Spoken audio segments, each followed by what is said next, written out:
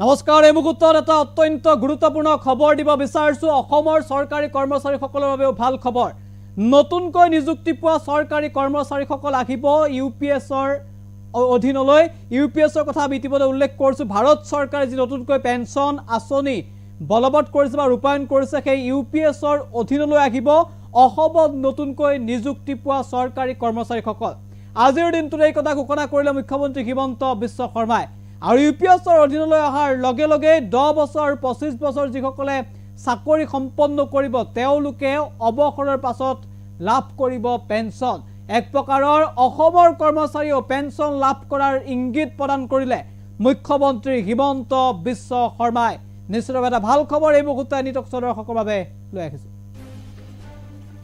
আজিৰ দিনটোত যেহেতু অসমৰ একাংশ শিক্ষকক নিযুক্তি পত্ৰ বিতৰণ কৰা হৈছিল তাত মুখ্যমন্ত্ৰী ঘোষণা কৰিছে যে অসমৰ চৰকাৰী চাকৰিয়ালো এক প্ৰকাৰ পেন্সন লাভ কৰিব বুলি ইংগিত প্ৰদান কৰিলে মুখ্যমন্ত্ৰীয়ে নতুনকৈ নিযুক্তি পোৱা সকল অন্তৰ্ভুক্ত হ'ব ইউপিএছৰ সেই কথা ঘোষণা কৰিলে মুখ্যমন্ত্ৰীয়ে এপ্ৰিল মাহৰ পৰা ইউপিএছ আঁচনিৰ অধীনলৈ আহিব নতুনকৈ নিযুক্তি পোৱা চৰকাৰী কৰ্মচাৰীসকল নিযুক্তি পত্ৰ বিতৰণ অনুষ্ঠানৰ এই কথা ঘোষণা মুখ্যমন্ত্ৰী হিমন্ত বিশ্ব শৰ্মাৰ এই মুহূৰ্তত পুনে পুনে মুখ্যমন্ত্ৰীগৰাকীৰ মন্তব্য আছে আমি সেই ভাষণ আপোনালোকলৈ আগবঢ়াইছো যেতিয়ালৈকে আমি ঠিকা ভিত্তিক শিক্ষক হৈ আছিলো আমাৰ সন্মুখত অৱসৰকালীন আমি কি পেন্সন পাম তাক আমি কোনেও নাজানিছিলো সিপিএফত আমাৰ 10% দৰমহাৰ ধন জমা আছিল আৰু লাহে লাহে দৰমহাৰ স্লেবটো বাঢ়ি যোৱাৰ পিছত সিপিএফৰ আউটাৰ পৰাও আমি বাহিৰত আছিলো এতিয়া যি সকলৰ 25 বছৰ আৰু 10 বছৰ চাকৰি এতিয়াও থাকিব আপোনালোকে জানে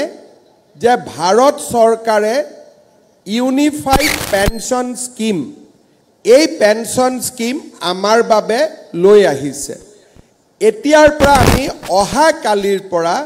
যদিও ইউপিএছ কিন্তু অহা কালিৰ পৰা আপোনালোক এনপিএছত আৰু এনপিএছত যোগদান কৰা সকলে অটোমেটিক্যালি 1 এপ্ৰিলৰ পৰা আপোনালোকে ইউপিএছলৈকে আপোনালোকে যাবলৈ সক্ষম হ'ব ইয়াৰ ফলত অৱসৰকালীন জীৱনত যিটো সৰ্বশিক্ষা অভিযানত থকালৈকে যিটো অৱসৰকালীন জীৱনৰ এটা নিশ্চয়তা আমাৰ নাছিলে এতিয়া আমি বহু পৰিমাণে অৱসৰকালীন জীৱনত এটা নিশ্চয়তা পাবলৈ সক্ষম হম যেতিয়ালৈকে আমি ঠিকা ভিত্তিক শিক্ষক হৈ আছিলো আমাৰ সন্মুখত অৱসৰকালীন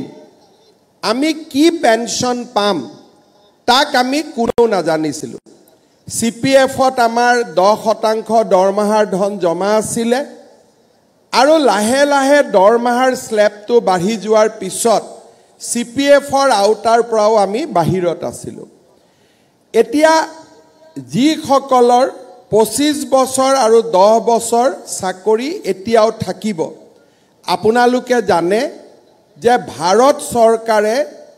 ইউনিফাইড পেন্সন স্কিম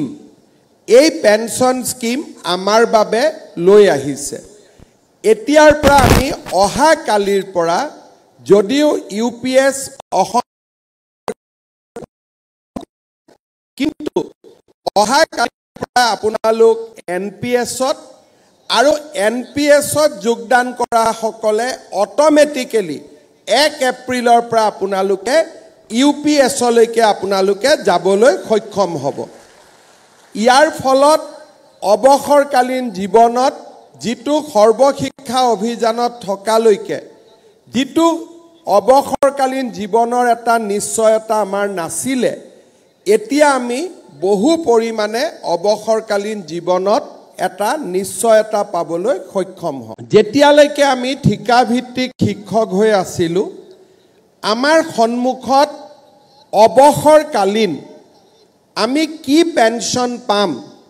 তাক আমি কোনেও নাজানিছিলো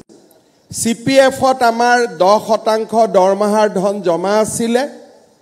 আৰু লাহে লাহে দৰমহাৰ স্লেবটো বাঢ়ি যোৱাৰ পিছত সিপিএফৰ আউটাৰ পৰাও আমি বাহিৰত আছিলো এতিয়া যি সকলৰ 25 বছৰ আৰু 10 বছৰ চাকৰি এতিয়াও থাকিব। আপোনালোকে জানে যে ভাৰত চৰকাৰে ইউনিফাইড পেনশন স্কিম এই পেনশন স্কিম আমাৰ বাবে লৈ আহিছে। এতিয়াৰ পৰা আমি অহা কালিৰ পৰা যদিও ইউপিএছ কিন্তু অহা কালিৰ পৰা আপোনালোক এনপিএছত আৰু এনপিএছত যোগদান কৰা সকলে অটোমেটিক্যালি 1 এপ্ৰিলৰ পৰা আপোনালোকে ইউপিএছলৈকে আপোনালোকে যাবলৈ সক্ষম হ'ব। ইয়াৰ ফলত অৱসৰকালীন জীৱনত যিটো সৰ্বশিক্ষা অভিযানত থকালৈকে যিটো অৱসৰকালীন জীৱনৰ এটা নিশ্চয়তা আমাৰ নাছিলে, এতিয়া আমি বহু পৰিমাণে অৱসৰকালীন জীৱনত এটা নিশ্চয়তা পাবলৈ সক্ষম হওঁ। যেতিয়ালৈকে আমি ঠিকাভিত্তিক শিক্ষক হৈ আছিলোঁ, আমাৰ সন্মুখত অৱসৰকালীন আমি কি পেনশন পাম তাক আমি কোনেও নাজানিছিলোঁ। CPF-ত আমাৰ 10% দৰমহাৰ ধন জমা আছিলে আৰু লাহে লাহে দৰমহাৰ স্লেবটো বাঢ়ি যোৱাৰ পিছত CPF-ৰ আওতাৰ পৰাও আমি বাহিৰত আছিলোঁ। এতিয়া যিসকলৰ 25 বছৰ আৰু 10 বছৰ চাকৰি এতিয়াও থাকিব, আপোনালোকে জানে যে ভাৰত চৰকাৰে ইউনিফাইড পেনশন স্কিম এই পেনশন স্কিম আমাৰ বাবে লৈ আহিছে। এতিয়াৰ পৰা আমি অহা কালিৰ পৰা যদিও ইউপিএছ কিন্তু অহা কালিৰ পৰা আপোনালোক এনপিএছত আৰু এনপিএছত যোগদান কৰা সকলে অটোমেটিক্যালি